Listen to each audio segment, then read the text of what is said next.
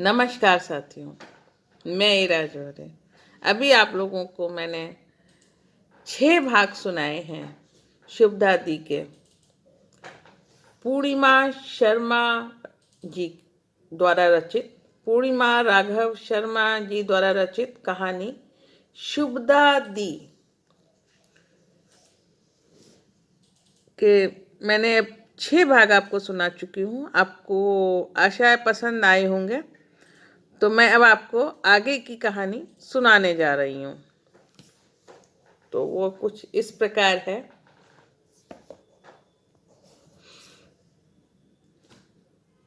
मेरा बैग तैयार था और दीदी ने तैयारी शुरू कर दी थी। उन्हें कपड़ों में भारी ज्वेलरी, साड़ी व ज्वेलरी रखते देख माथा ठनका था। दी बड़ी खुशी के साथ गुनगुनाते हुए तैयारी कर रही थी। तो विश्वास हो गया कि मामला हमारे पैरों में बेड़ियां डालने का ही है।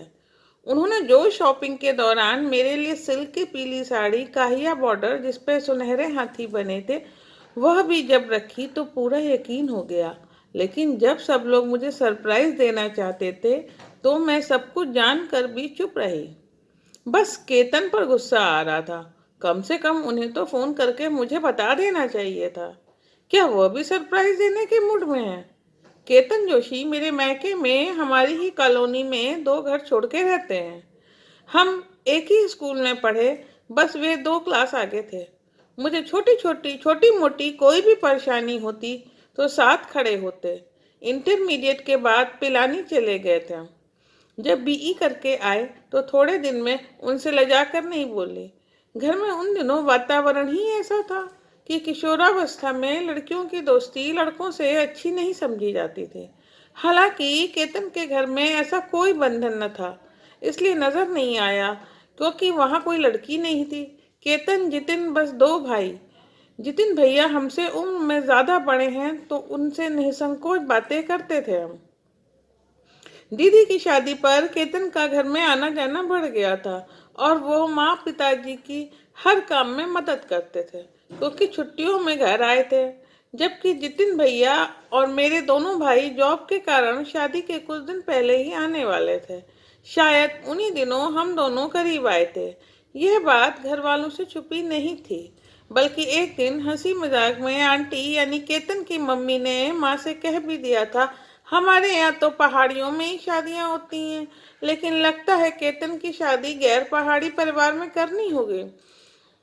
माँ भी मुस्कुराती थी, अरे बहन जी, अब आजकल कौन इतने बंधन मानता है। अगर घर परिवार अच्छा हो तो शादी कर ही देते हैं। दोनों सहेलियां मुझे और केतन को देखकर मुस्कुराई थीं। बाद में दी ने ही बताया मुझे कि माँ और आंटी में बात हो गई है। अगर दोनों बच्चे एक दूसरे को इतना पसंद करते हैं और दोनों के परिवार भी जाने हुए हैं तो वक्त आने पे रिश्ता कर देंगे। केतन और मैं एक दूसरे को पत्र भी लिखते थे जिनमें साधारण बातें, परिवार के हालचाल और एक दूसरे के बारे में भविष्य में क्या करना है, यही सब ज्यादा होता था।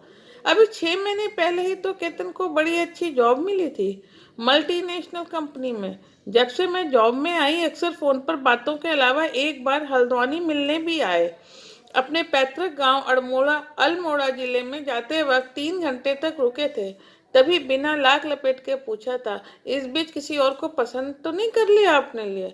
मैं अचानक इस सीधे साधे पूछने पर पहले तो सकपका गई थी, फिर सर झुकाकर नाम में सिर हिला दिया था। फिर पहली बार केतन ने हौले से मेरा हाथ अपने हाथ में लेकर मेरी थोड़ी धीरे से ऊपर उठाकर आंखों में आंखें डालकर प्यार से देखते हुए कहा था, फिर मम्मी से कह दूं तुम्हारा घर रिश्ता मांगने जाने के लिए? मेरी सांस धौंकने की तरह चलने लगी। लगता था दिल अभी उछलकर हाथों में ही आ जाएगा। गला एकदम सूख गया था, एक बोल नहीं निकल पा रहा था। शर्म और खुशी से गाल भभक के लाल पड़ गए और मैंने शर्माकर उनके सीने में मुंह छुपा लिया था। थोड़ी देर हम इसी तरह खड़े रहे। जी चाहता था वक्त यहीं थम जाए, हम हमेशा ऐसे ही खड़े रहे। लेकिन वक्त का तो मिजाज है चलते रहना। मेरे सिर प्यार से सहलाते हुए एक बार चूमा केतन ने, फिर धीरे से अलग होते हुए बोले, अब मुझे निकलना चाहिए। इसके पहले कि हम बहक जाएं, बस तुम इंतजार करना, थोड़ी ही जल्दी ही घोड़े पर लेने आता हूँ तुम्हें, हमेशा के लिए ले जाने के लिए। मैं अभी अतीत में शायद थोड़ी देर और डूबी रहती कि फोन की घंटी ने तंद्रा तोड़ दी। दी ने आवाज लगाई, अमू, तेरा फोन है। रात के 10 बजे किसका फोन हो सकता है? तो ये था 7वां भाग। अब मैं पढ़ने जा रही हूँ 8वां भाग। शुभदा दी, पूर्णिमा राघव शर्मा जी का। मैं बेसब्री से केतन के फोन का इंतजार कर रही थी, तो लगा उन्हीं का फोन होगा। रिसीवर उठते ही मन बुझ गया। फोन पे बड़ी भाभी थी, वही भाभी जिनसे मेरी जरा सी भी नहीं पटती। पटे तो कैसे? नेताजी की बेटी, हमेशा मायके के दम पर ऐठी रहती, किसी को घर में कुछ समझती नहीं, हमेशा अपने स्वार्थ सिद्धि में लिप्त। यहाँ तक कि बर्दाश्त कर लेती, लेकिन उन्हें जो लगाई बुझाई में मजा आता, बस वही बर्दाश्त नहीं होता मुझे। दीदी सह लेती हैं तो दी से थोड़ी खुश रहती हैं, लेकिन उन्हें मैं फूटी आंख नहीं सुहाती, क्योंकि मैं शालीनता से ही सही पर पलट कर जवाब दे देती हूँ। कई बार माँ ने मुझे टोका भी, लेकिन उन्होंने मेरे साथ शुरू से जो बर्ताव किया वो मैं भूल नहीं पाती। भैया से मेरी, दी और छोटे भाई की उल्टी सीधी चुगली लगाकर, हमें रोजाना डांट पड़वाकर पता नहीं वो क्या सुख मिलता था। बड़े भैया मुझसे 18 साल छोटे और छोटे भाई से 20 साल, दीदी से 9 साल बड़े थे, तो हम सबको पिता के समान लाड़ करते थे। हम हर गर्मी की छुट्टियों में बड़े भैया भाभी के पास दिल्ली आते थे। उन्हीं दिनों भैया दिल्ली में जॉब करते थे। भैया शुरू के सालों में हम सभी पे खूब लाड़ करते। शनिवार को हम शाम को घर पर सब्जी दाल बनाकर ढाबे पे रोटियां सेकने देते थे, और भैया हमें जीप पर बिठाकर कभी इंडिया गेट ले जाते, वहाँ आइसक्रीम खिलाते, तो कभी कैनॉट प्लेस। शादी के पहले साल में यह सुख सबको मिला, लेकिन उसके बाद भाभी ने चाबी भरनी शुरू कर दी। दूसरे साल से हमें हर दूसरे दिन डांट खाने को मिलने लगी। हमारे पहुंचते ही घर में हर अलमारी में ताले जड़ दिए जाते, मानो उनमें कारू का खजाना हो, और हम चोर उचक्के जो उसे लूटने आए हैं। यहाँ तक कि टेल्कम पाउडर भी इस्तेमाल करने पर टोक देती थी। आज यही भाभी चाशनी में डूबे शब्दों के साथ बातें कर रही थी। ये क्या अम्मू, तुम तो हमें भूल ही गई। तुम्हारे भैया और मैं तुम्हें बहुत मिस कर रहे हैं। अब की दिवाली हमारे साथ ही आके मनाओ ना। मन में तो आ रहा था कह दूं, आपको कैसे भूल सकता है कोई भी। भैया को हमसे दूर करने वाली आप ही तो हो, लेकिन मेरे संस्कार और माँ की शिक्षा मुझे कटु वचन बोलने से हमेशा रोक ही देती। प्रगट में यही कहा, भाभी अभी तो 1 हफ्ते से दी के पास ही हूँ, दिवाली अभी दूर है, कोशिश करूंगी। थोड़ी औपचारिक बातों के बाद रिसीवर रख दिया, लेकिन मन में ऊहा-पोह चल रही थी कि अब मुझसे भाभी का क्या स्वार्थ सिद्ध हो सकता है। तो यह प्रेम निमंत्रण दिया जा रहा है। अब तक तो हमारा 36 का आंकड़ा रहा है, आज 63 का क्यों बनाना चाह रही हैं? यह मैं दावे से कह सकती हूँ कि कोई याद व्याद नहीं आ रही, और भैया का मान भी कर लूं, पर भाभी और मुझे मिस करे, कभी नहीं। पूरे रास्ते बस में बैठी यही सोचती रही कि भाभी के निमंत्रण का मकसद क्या हो सकता है। घर पहुंचने पर माँ ने अंक में ऐसे भर लिया मानो कल ही मेरी विदाई होने को है। चाय पीने के समय माँ से पता चला कि भैया मेरा रिश्ता अपने एमडी के बेटे से कराना चाहते हैं, जिससे उन्हें प्रमोशन मिल सके और हाथों पर उनका रौब रहे। ओह, समझ आया, घर में शतरंज खेली जा रही है और मुझे मोहरा बनाया जा रहा है। पिताजी ने पूरी जांच करवा ली थी, और वह लड़का कोई जॉब टिक कर नहीं करता था, सिर्फ अपने पिता के दम पर ऐश कर रहा था। ऐसे गैर जिम्मेदार लड़के के हाथ तो वह मेरा जीवन बर्बाद होने नहीं देना चाहते थे, और केतन के साथ मेरी सगाई जल्द से जल्द करना चाहते थे, जिससे भैया भाभी के मंसूबे पर पानी फिर जाए और घर में कलह भी न हो। वैसे भी शादी के मामले में उन्होंने बच्चों की पसंद को हमेशा ध्यान में रखा। केतन का परिवार और वह खुद उन्हें पसंद था, देखा भाला था। बस मेरी रजामंदी के बाद भैया भाभी को भी आने के लिए कह दिया। अब देखना था कि इस रिश्ते के समय घर में कोई बवाल तो नहीं खड़ा हो। तो ये था शुभदा दी का 8वां भाग। और अब मैं पढ़ने जा रही हूँ 9वां भाग। अपने कमेंट ज़रूर बताते रहिएगा करके कि मेरा कैसा लगा मेरा पढ़ना, मुझसे कहानी सुनना। तो ये रहा 9वां भाग। 2 दिन की तैयारी के बाद बहुत साधारण ढंग से सिर्फ घर वालों के समक्ष सगाई की रस्म हुई।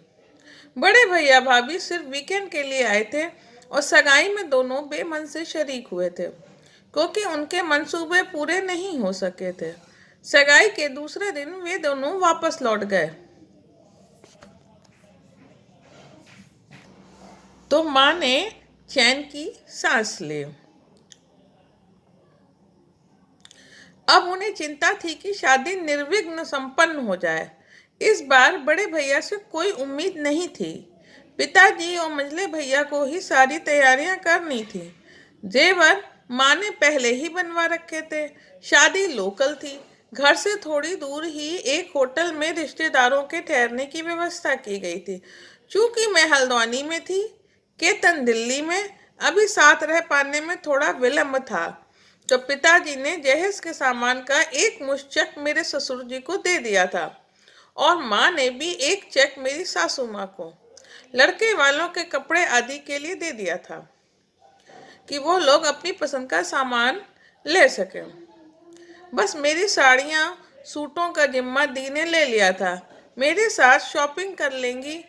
माँ की तबीयत खराब रहने लगी थी और अगस्त में पिताजी रिटायर होने वाले थे, तो वो चाहती थी शादी जल्दी हो जाए, तो मेरी शादी के बाद छोटे भाई की शादी भी करके गंगा नहा लें।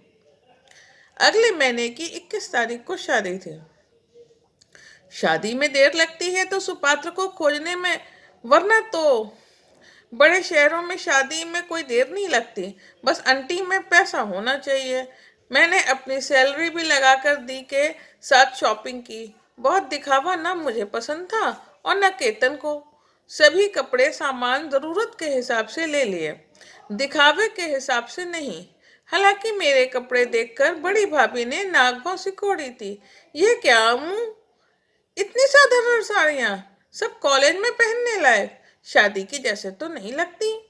मैंने वह 2 साड़ियाँ दिखा दी, एक सगाई वाली पीली सिल्की, दूसरी तंचोई की ग्रे साड़ी जिसका काला बॉर्डर था और इत्तेफाक से उस पर सिल्वर कलर के हाथी बने हुए थे। ये है ना भारी साड़ी, इससे ज्यादा की क्या जरूरत।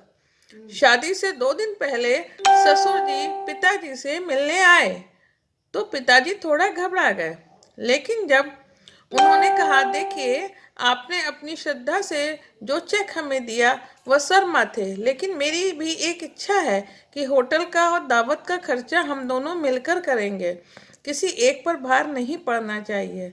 पिताजी सुनकर भावुक हो कुछ कहने वाले थे कि उन्होंने कंधे पर हाथ रख के टोक दिया, अरे कहने सुनने को बाकी जिंदगी पड़ी है, अभी तो बस आप मेरी बात रख लें। इतनी अच्छी सोच के समधी मिले थे तो पिताजी मेरी ओर से निश्चिंत हो गए। शादी में सब कुछ मनोनुकूल था, सिवाय उस नथ के जो ससुराल से मेरे लिए आई थी। लगभग 2 तोले की नथ, बेहद खूबसूरत थी, लेकिन कैसे पहनूंगी सोचकर ही घबराहट हो रही थी। दरअसल जैसे पंजाबियों में सोने की चूड़ियों की संख्या से संपन्नता आंकी जाती है, वैसे पहाड़ियों में नथ के वजन से। मैं 2 हफ्ते की छुट्टियां लेकर शादी से 4 दिन पहले 17 को घर पहुंची। केतन ठीक लगन वाले दिन 19 को। इस बीच हमारे फोन पर ही बातें होती रही। दोनों की नई जॉब थी तो यही तय था कि हनीमून मनाने नैनीताल ही जाएंगे। मेरे घर के पास भी है, केतन को भी पसंद है। कभी स्विट्जरलैंड की इच्छा जाहिर कर दी थी, जो अभी संभव नहीं थी, तो भविष्य के लिए टाल दी। एक औसत दर्जे की शादी संपन्न हुई। 21 जनवरी को और 22 जनवरी को मैं अपने ससुराल आ गई, जो घर से चंद कदमों की दूरी पर थी। असली परीक्षा तो अब होनी थी। तो ये रहा मेरा 9वां भाग। अब पढ़ने जा रही हूँ 10वां भाग। आपको कैसा लगा ज़रूर बताइएगा। और आपके कमेंट्स की प्रतीक्षा में मैं इरा जौहरी। और रचना की लेखिका हैं पूर्णिमा राघव शर्मा जी।